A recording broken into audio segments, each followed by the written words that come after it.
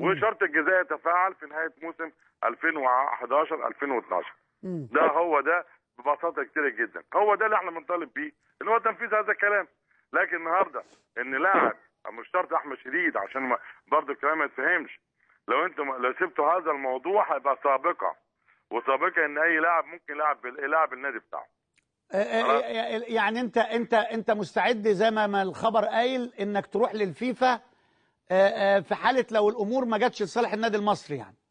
والله العظيم وهاخد حقي في خلال اسبوعين، وصدقوني لا ماشي لازم الناس تصدقني كويس جدا ان انا لو قعدت هناك اسبوع في زيورخ انا هجيب حقي وانا راجع. ده ليه؟ لا ده يعني عشان على اساس ان انت تحمل الجنسيه السويسريه ولا؟ لا مش هتعمل الجنسيه السويسريه، عشان انا معايا الحق وعارف كويس جدا الابواب اللي هروحها، وعارف هكلم مين وهجيب منين، وعارف الحاجات كلها. فهو الموضوع في النهايه انا بقول يا جماعه يعني طب انت المفروض بتربطك علاقه قويه بالنادي الاهلي، يعني هل تم الحديث مع احد من مسؤولي النادي الاهلي في هذا الموضوع؟ احنا بعتنا فاكسين باسم رئيس النادي الاهلي خلاص، وجالنا الرد، وكان في محادثه بيني وبين الكابتن عادل بتاع امبارح على هذا الكلام، هنقعد مع بعض ومش عارف ايه. بس انا عاوز دلوقتي معلش موضوع احمد شديد ناوي يتقال ان هو من حق النادي المصري، وبعد كده لا الدراسه والتحيه يا استاذ كامل. احنا دلوقتي يعني ايه حضرتك عايز والنادي الاهلي عايز، فالامور ديت عايزين نقول انها اصبحت دلوقتي بتدرس. يا جماعه الموضوع مش انت يا كابتن عارف كويس جدا احمد شديد ناوي بامانه مضى على ايه؟ طب انا خليني اسالك سؤال تاني. ايه اللي خلى احمد شديد يعمل كده؟ هل يعني هناك خلاف بينك وبين احمد شديد يعني ولا ايه؟ نهاية. طب امال ايه اللي يخليه يعمل كده؟ هو اكيد ما فيش شك بريق النادي الاهلي برضه وكل بريق تاني يعني ما فيش شك يعني. لكن انا بقول لك اهوت يعني انا بقول له نصيحه يعني ان مش هلاقي ابدا لا معامله ولا اي شيء احسن من النادي المصري. لا يمكن وعلى الاقل ان هو لعب عندنا مساعد ما جاي يعني مكانه موجود ومحفوظ وكل شيء. وكنا انا مش عاوز اخش في تفاصيل ثانيه ما تخصنيش، لكن انا بقول كلاته اهوت يعني هو لو كسبان انا بقول له انت يعني برافو عليك، لكن انا بقول له هو في الاخر المفاوضه هيطلع فيه خسران. طب هو كلاعب هيبقى خسران. هل حضرتك عندك استعداد انك تبيعه للنادي الاهلي مثلا اذا طلبوا؟ انا حددت السعر امبارح نفس السعر بتاع سيد حمدي.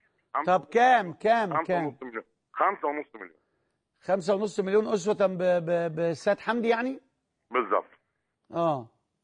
على اساس ان السيد حمدي كان ب6 ولا ب5.5 ما اعرفش.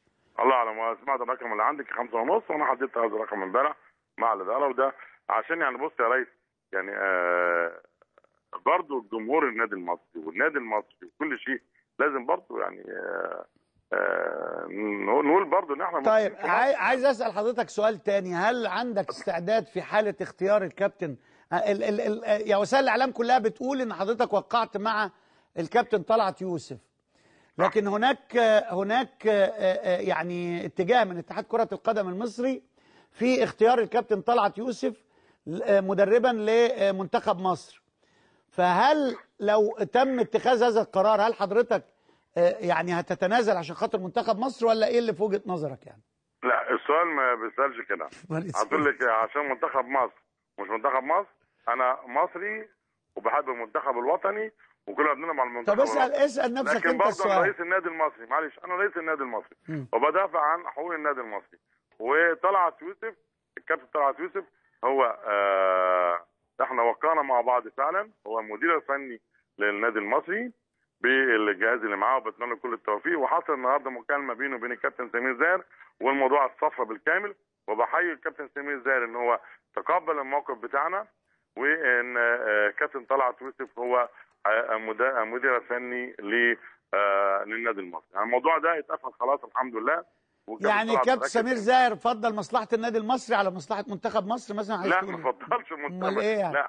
لا ما فضلش. امال ايه؟ لان انا لو هتخليني بقى اتكلم بصراحه اكتر شويه. اتفضل. طب ما انت عندكم مانويل جوزيه عنده بدائل ثانيه. هتمول المنتخب انت وانت رجل. لا استنى، انا مستعد كواحد من رجال الاعمال في مصر ان هو ممكن يساعد في جزء من مرتب المدير الفني. طب هو هذا الكلام مفيش مشكله، نحط 4 5 6 مع بعض ونساعد لكن يا جماعه بصوا، انا عاوز دي اللي عامله احتقان في الانديه الشعبيه والانديه اللي هي غير الاهلي والزمالك. مش عاوزين كل مره نيجي على الانديه الغلبانه دي. يعني انت تفضل ان يكون مدرب منتخب مصر اجنبي؟ لو وجهه نظر انا في الوقت الحالي طبعا مفيش اجنبي.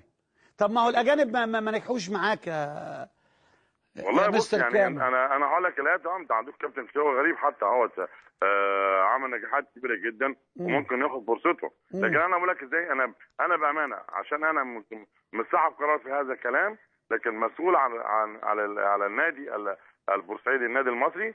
انا بدافع عن حقوق النادي. انا بقول ان طلعت يوسف هو المدير الفني ولن نتنازل عنه حتى لو كان للمنتخب، لان برضه بلدنا مهم جدا وبلدنا دي جزء من مصر وبلدنا دي عاوزه حاجات كتير جدا، واحنا كلنا موجودين عشان اسعاد هذا الجمهور وان احنا في الاخر نقدم شغل على مستوى عالي، علشان بعد كده الاجيال القادمه ان شاء الله تعرف ان في النادي المصري كان في اداره بتدافع عن حقوق هذا النادي.